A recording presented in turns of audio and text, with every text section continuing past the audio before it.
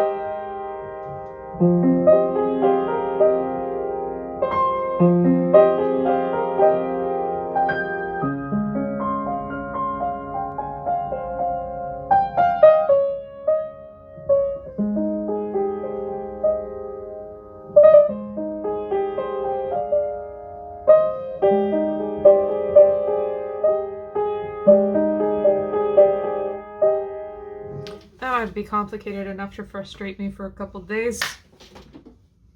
The day that I'm recording this part, Sibelius just announced that they're doing a one-time purchase thing, which is hilarious because if you read the fine print, they're like, oh yeah, no, you'll have this for a year before you need to start like subscribing to the support package. So they're charging you $150 now, and then they're going to start charging you monthly after that. They don't say that. Anybody who's worked with Sibelius knows it. The main reason that I switched to Dorico is because it was a one-time purchase, and now I have it.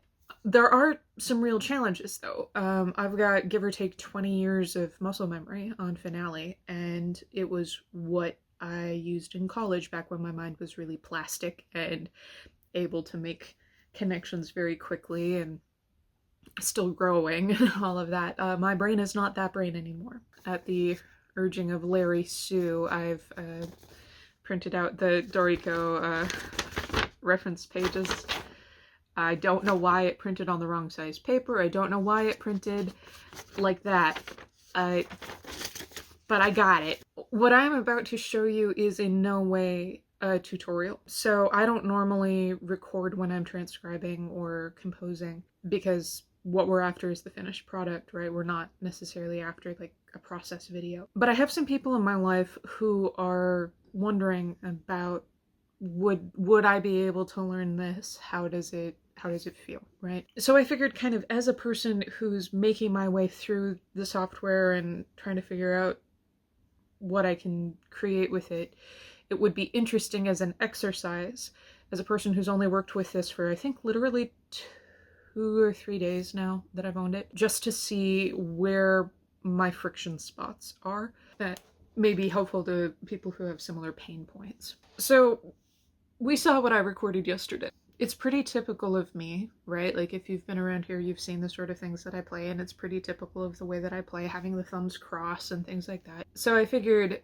I know about how long that would take me to transcribe in Finale. I could probably do it in a day or two. And I'm curious to see how long it's going to take me in Dorico.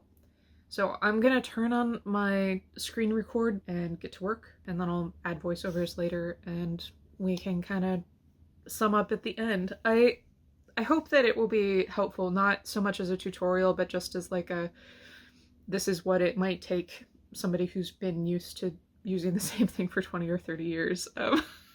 It's the muscle memory is so immediate. My first couple times opening Dorico, I had to stop because I immediately started using the key commands that I have been using on Finale for over half my life, and they don't work.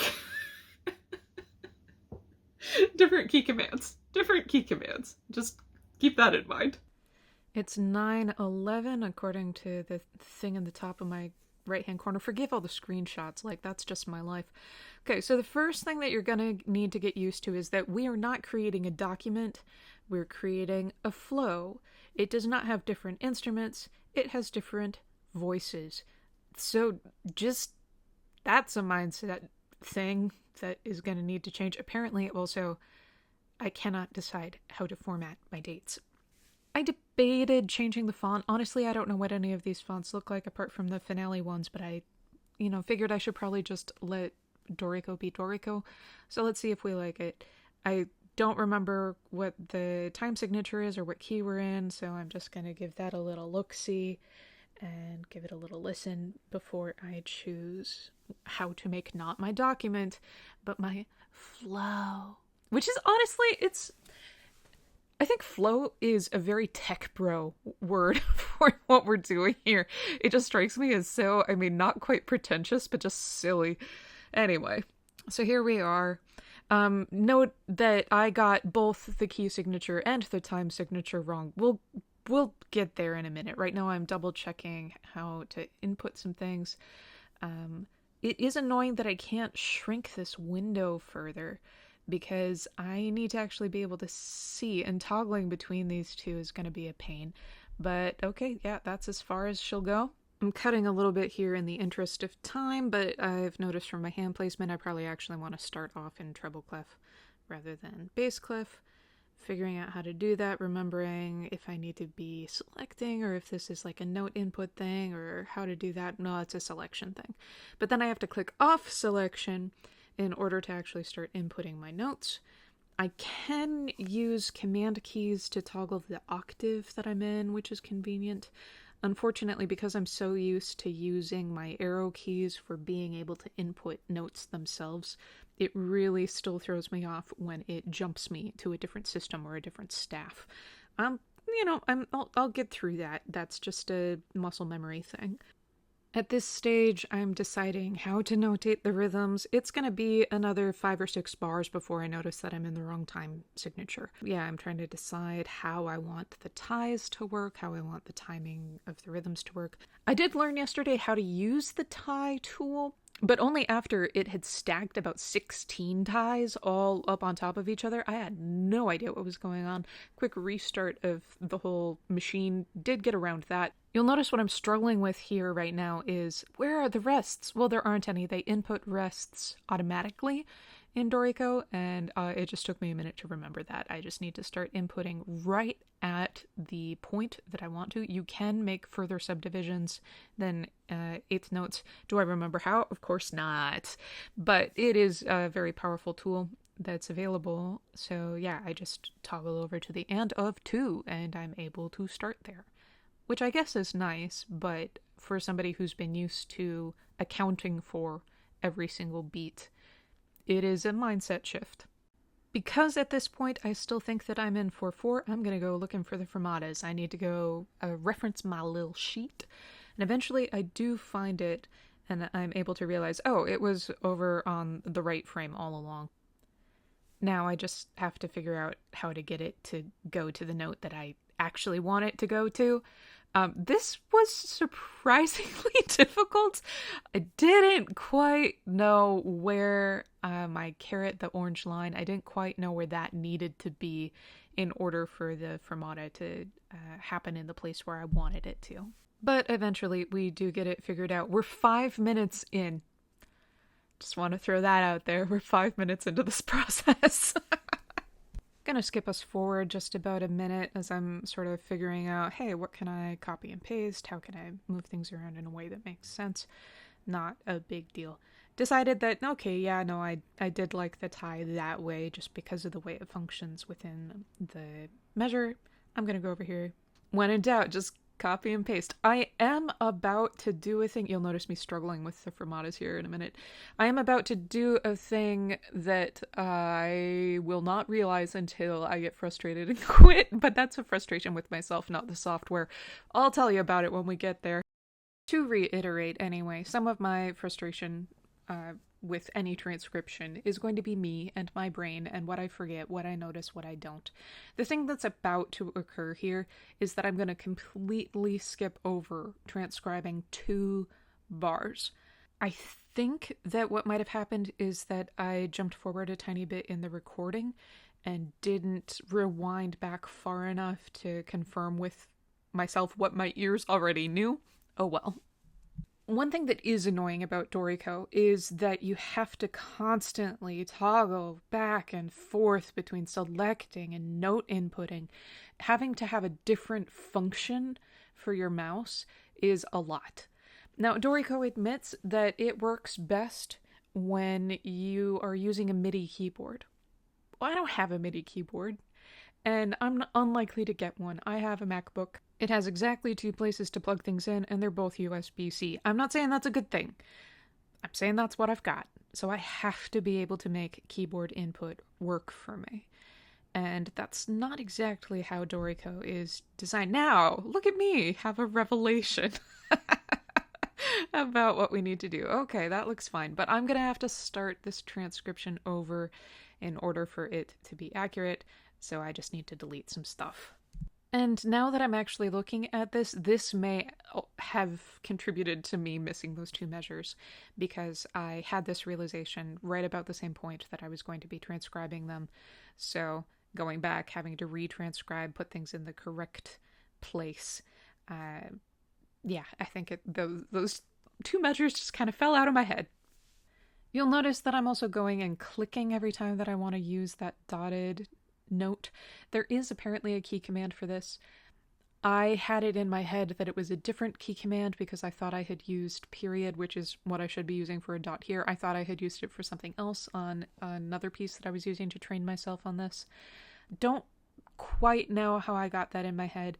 So, I don't know. I'll give it a try later on in this piece, I'm sure. But as of right now, I'm still going in and doing everything manually as you're watching it. I've skipped forward the tiniest bit here in the recording. This is where the issue occurs. Rather than trusting my ear that this should be a sequence of 4 chords, I have made it a sequence of 3 chords. And now that I know how to do the fermata, I'm just so happy to add a fermata. Again, skipping forward about a minute, using that copy-paste to my advantage. Now notice here, because I'm in select, when I select another note value, I accidentally change all the note values. Easy enough to go back, undo that, go back to my note input. Now, around here, I'm going to start thinking about how I'm fighting with the key, because I was like, oh, I'm just writing something modal. I'll just make all of the notes natural. Notice how hard I had to work to figure this one out. How do I make it natural? I have to have the orange caret thing in the right place, I think. Still, yeah, maybe. Still not entirely sure why it worked one time and not the other. I'm going to assume it's the orange caret. Yeah, I'm about to skip forward in the screen recording here because I realized that I didn't want to be in A flat after all. I want to be in C minor. So I'm going to go ahead over here, make that happen, but then I have to make sure that I'm selecting and that I've got the right number of flats and minor. Yeah, thinking about it? Yeah, minor. Okay. And then have to select that. Select minor again. Nope. Select the key signature. There we go. Now it's fixed. I'm going to go back and listen to this and realize that I really want a tempo alteration here at the end. I still haven't realized that I skipped those measures, but I do want a tempo alteration there. And so I'm going to realize I don't know how to do that in Dorico. It's not in the holds and pauses. It's not in the ornaments. It's not in the dynamics. I don't think to click on tempo because in my head, tempo would just be for the initial, like, permanent tempo changes. It doesn't occur to me that, yeah, tempo alterations should be there too. My own silliness aside, I am going to take you on the journey of trying to find out how to do this, though. I'm going to search for tempo alterations in Dorico. Notice that it gives me Dorico 4 instead of Dorico 5, so I'm going to go look that up specifically. Okay, so we have some stuff from Steinberg here. Buckle up because we're about to go on an adventure. Here's our first article changing the tempo mode. I'm going to scan this, realize that it doesn't really have anything to do with gradual tempo changes or alterations, so I'm moving to Article 2, tempo marks. This also is not what I'm looking for, although it does tell me a little bit about how to set it up in the setup stage of things. So gradual tempo changes, that's what I'm after. Rallentando, perfect. How do I do it? How do I input it? What tools do I use? Where Where is it? Am I missing it? No, it's just not in the article. So we're going to go to our fourth article after I figure out where I actually need to be. I guess we'll try input methods. Okay. Fourth article, I guess I'll go Shift T for time and see what happens. No, that's not what I'm looking for. So eventually it occurs to me finally to come over here. No, I'm not looking for a tempo change. I'm looking for an alteration right here. Excellent. I would like to put it right here. Yes. Oh, I don't want it there. I don't like retardandos above my music when I'm playing solo piano. I like it in the midst. So eventually I'm going to remember that I can't move it in the right phase. I have to move to the engrave mode in order to actually change where it is. But it's still tied. You'll see in a minute when I go back to the writing mode.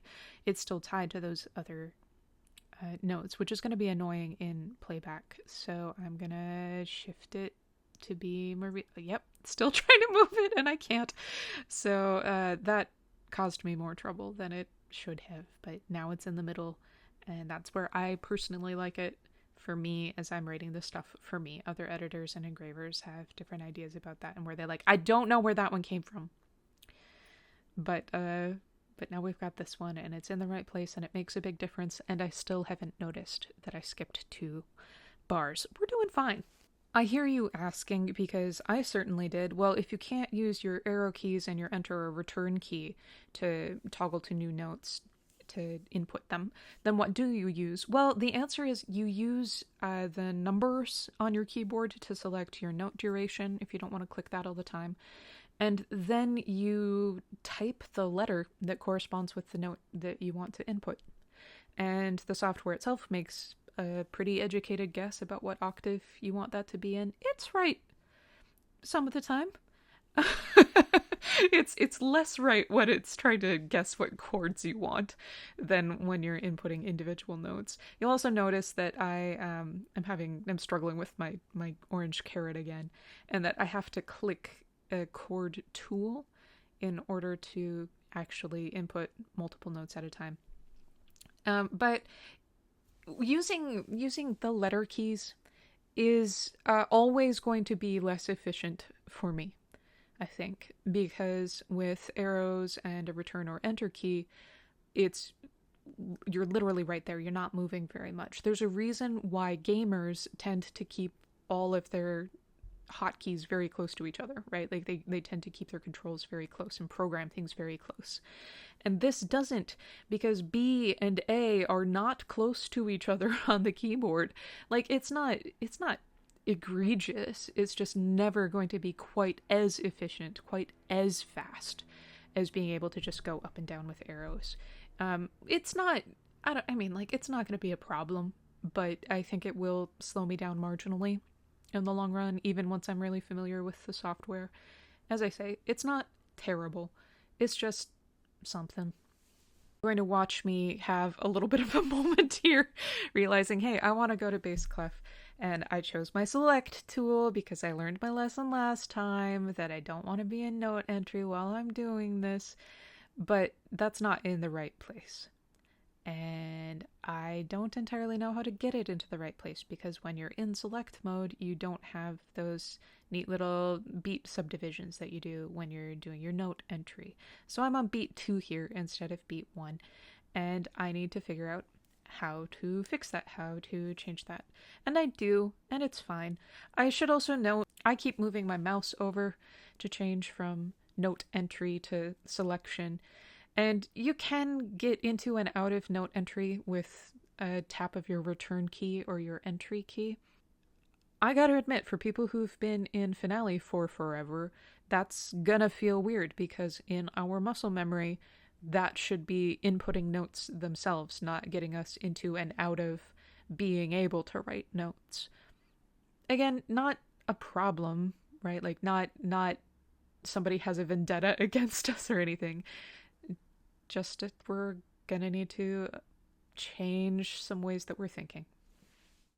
Jumping forward because we're about to hit when I notice that I missed those 2 measures, and I'm going to get frustrated and quit the program because I don't really want to have to, figure out how to do that on this session. I was getting pretty mentally fatigued. This whole process took me about 25 minutes, and it would have taken me maybe half that time in finale. I'm a pretty competent transcriber of my own work. And so, this is frustrating. It does feel slow. It does feel like I don't know what I'm doing. Because I don't. Because I'm still learning. So that was a thing I experienced, right? And I will get over myself and stop having my tantrum, and I'll go back and fix things. But now that I've taken the time away, I've edited the video apart from this little end cap that I'm recording right now. I don't think Dorico is the miracle that some of the folks in the forums talk about it as. I think it's fine. As a handbell composer, it's very lacking. I don't show it here on this channel, but I have written far more handbell music than anything else. Even figuring out how to just have treble clef handbells was a process with a capital P, and there's no plugin for handbells used, and to not have it is rough.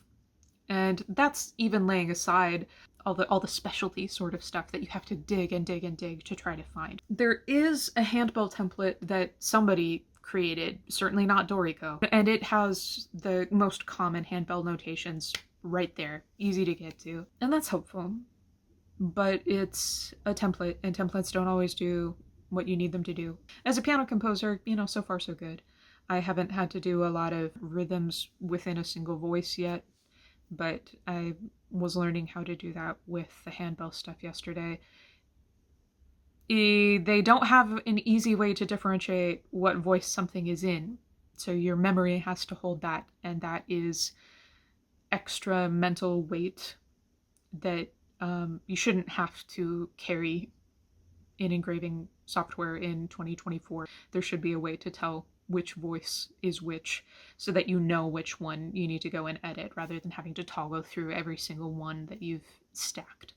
So that's inferior. And I do think that, I'm seeing, I don't know if they're developers or people who work for Steinberg or Dorico, creating tutorials and answering people in the forums, and you can tell that some of them are getting a little testy because they're not used to dealing with people who are in the middle of processing and grief and fear. So sometimes I'm reading them and going, oh boy, honey, you needed a PR person before you started this. But I think they're probably good people. I think they're trying to do their best, and you can tell they're proud of the product. I'm glad that they're proud of it, because that means that they will continue to put in good work. Maybe provide a plugin for handbells. I do think that in their tutorials, they assume an institutional knowledge that most people won't have. They, in both their articles and their video tutorials, have a habit of just saying, this is what this can do, and then not demonstrating how to make it do that thing. So for instance, in the video tutorials, saying you can input with MIDI or mouse or computer keyboard. And that's fine in one overview, but then eventually I'm going to need to learn how to actually input the notes rather than futzing around and floundering through it myself. If somebody like me is having to work this hard to figure out what your terms mean, nah. Dorico was unprepared for this influx. That's probably not their fault. But the influx is here. And they're going to need to have people who can speak with folks who have none of their institutional knowledge. They're going to need to be able to find ways to communicate with people who are starting at or below 0, and I don't think they have been there yet. So I'm, just dipping my toes in. Maybe I am very wrong. Maybe there are resources from them directly that I haven't seen or haven't had the pleasure of stumbling into yet. I shouldn't have to stumble into it. This did not come up when I searched on their website. There's work to be done. I think it will be done, and I am looking forward to that very much. As I say, this was not intended as a tutorial, but I am hoping that people who are kind of figuring out their path forward might find it useful. Onward, I guess.